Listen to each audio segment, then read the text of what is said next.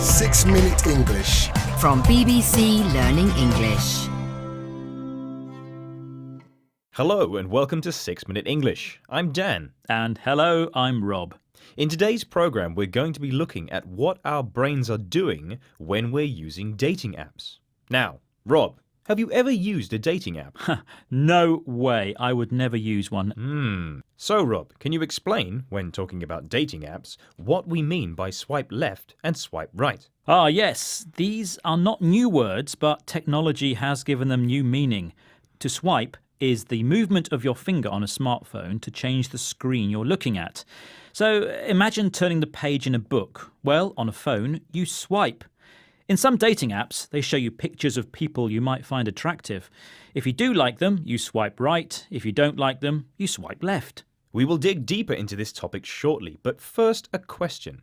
In the UK, approximately how many marriages start with the couple meeting online?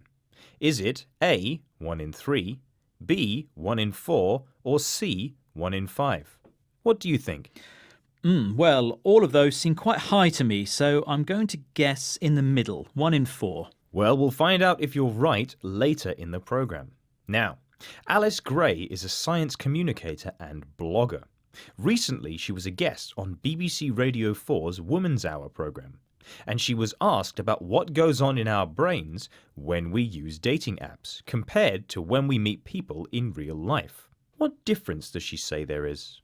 It was very easy to think that just with these instantaneous swipe left, swipe right, that the process in our brain of how we pick out a suitable mate would be very different, when actually it's really similar to how we do it in person. So, she says that what goes on in our brains is actually very similar. Online, we make decisions very quickly about who we like.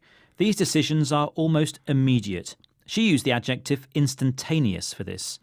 So we make these instantaneous decisions, then choose to swipe left or swipe right. In real life, we do the same thing. We know almost immediately when we see someone if we find them attractive or not. Although, of course, in digital dating, once you've swiped left, you will never see that person again, and you won't have the chance to meet. In the real world, you could meet someone you don't find attractive instantaneously, and then get to know them and find that you do quite like them. Yes, this is true, but then possibly they won't like you, and then you have to deal with rejection. Rejection is when someone doesn't find you attractive and they don't want to spend time with you or get to know you. So, what's the difference in our brains between online rejection and real-life rejection? Here's Alice Gray again.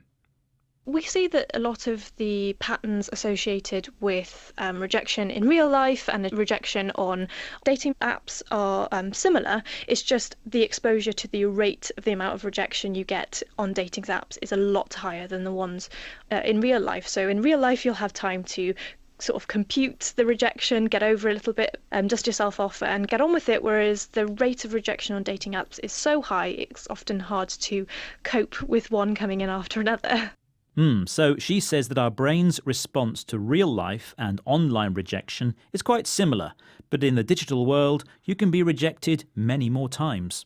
In real life, you have a bit more time to recover from the rejection, to get over it, as she says. You can dust yourself off, which is a way of saying that you think positively to make yourself feel better. Imagine falling over on the ground. When you get up, you might be covered in dust and dirt. You need to dust yourself off to make yourself ready again before you carry on. In the online world, though, you don't have that time.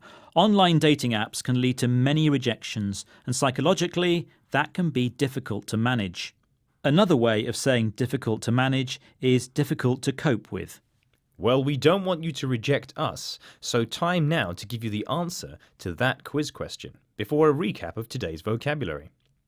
I asked, in the UK, approximately how many marriages start with the couple meeting online? Is it A, 1 in 3, B, 1 in 4, or C, 1 in 5? So I said B, 1 in 4, 25%. Was I right? Sorry, Rob, the answer is A, 1 in 3. Does that surprise you? Well, yes, it does. I didn't think it would be that high. It's a sign of the times, Rob. Digital world, digital dating. Let's have a look at that vocabulary. OK, well, we started with the verb to swipe. the movement of our finger on a smartphone or tablet screen to indicate whether we like someone or not. Swipe right for like, swipe left if you don't like. Our decisions on whether we find someone attractive or not are often instantaneous. This adjective means immediate, at once.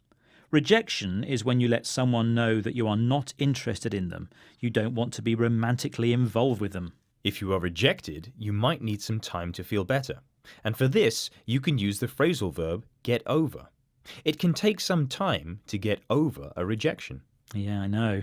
Now, being positive and optimistic after a rejection can be described as dusting yourself off. But having many rejections can be difficult to cope with, which means it can be difficult to manage, difficult to keep positive. Well, we hope you don't swipe left on this program and that you'll join us again next time. Remember, you can find us on Instagram, Facebook, Twitter, YouTube, and of course, our website, bbclearningenglish.com. And don't forget our new BBC Learning English app. Oh, good idea. See you soon. Bye. Bye-bye. 6 Minute English. From BBC Learning English.